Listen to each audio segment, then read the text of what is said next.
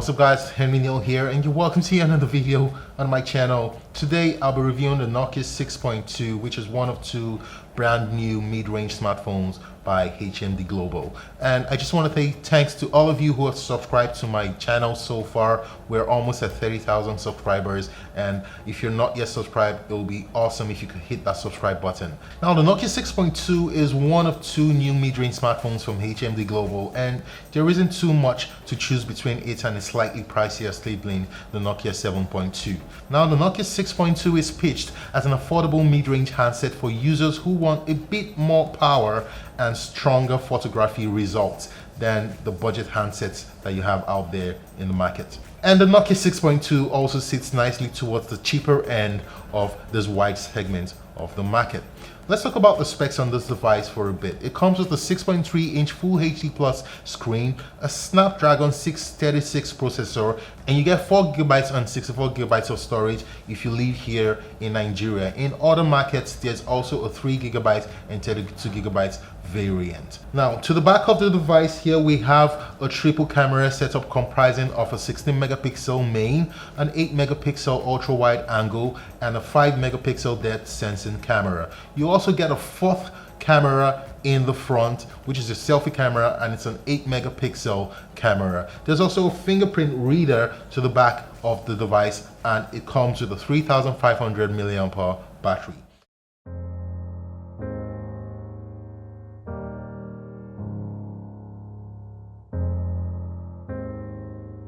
The Nokia 6.2 supports all your usual GSM, WCDMA and LTE bands, and for those who live in Nigeria and use the Glow line, yes, it supports the elusive band 28, so you can rejoice if you have the Glow line. Now the SIM slot on this device sports a dual nano SIM bay and also a dedicated micro SD card bay in the same slot. As for the price of the 6.2 here in Nigeria, you're looking at 72,000 Naira for the 4GB and 64GB configuration, which I have over here. And converting that to USD, that's about $200. So at this price point, the Nokia 6.2 finds itself competing with the likes of the Honor 10 Lite and the Moto G7, and also phones like the all-new Xiaomi Redmi Note 8.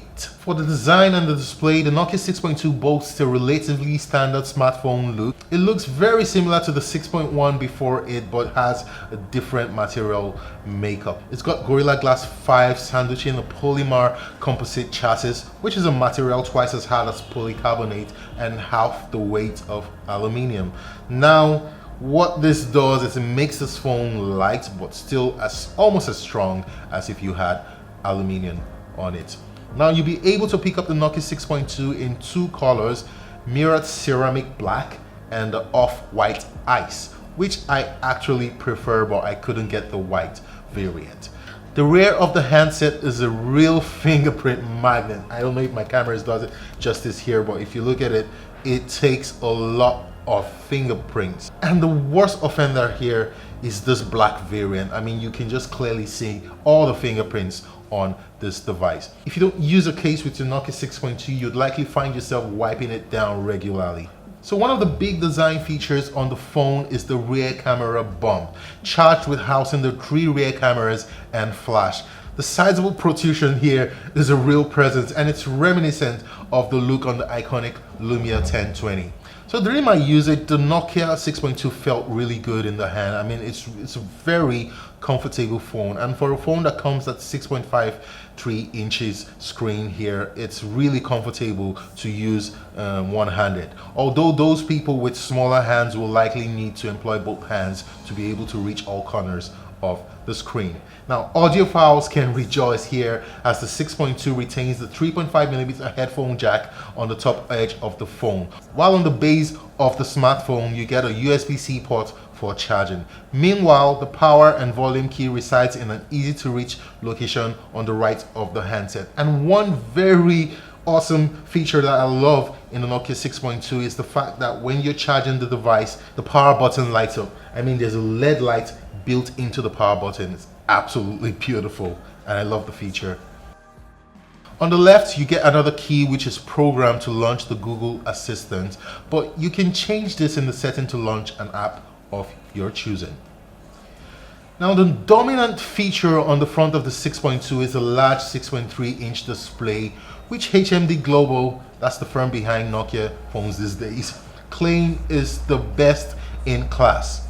It uses an LCD panel which tends to be less color rich than OLED panels, but the Nokia 6.2 comes with Nokia's pure display technologies, which enhances the color and vibrancy of the screen automatically. The screen does look really good, and it comes with another significant feature: automatic real-time upscaling from SDR to HDR, which HMD claims provides a 64 times increase in the color tonality. So what does color tonality mean for you? Well, it simply means better brightness and contrast in video playback and during gameplay, providing you with a clear image on the screen. Yeah. So even though it's an affordable handset, the Nokia 6.2 doesn't skimp on cameras.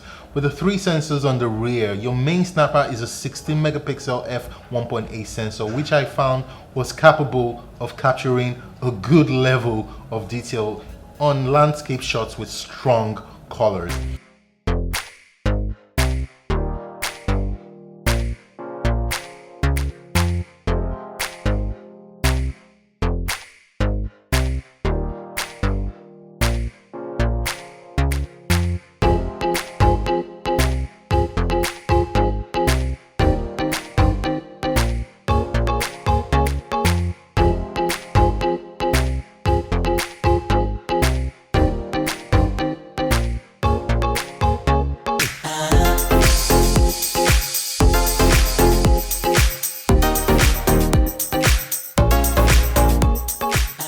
Next up is the 8 megapixel f2.2 ultra wide angle camera with a 118-degree field of view. This wide angle camera allows you to fit more of your surroundings into a single shot, but the detail isn't as high and vibrancy is much lower compared to the main camera. Now finally, there's a third 5 megapixel depth sensor to complete the trio, and this camera provides the smarts for the bokeh portrait shots that a lot of you out there like. The interface of the camera app is intuitive, and I was easily able to fine-tune the bokeh mode to suit my preferences. There's one more significant addition to the camera app on the Nokia 6.2, and that's a dedicated night mode.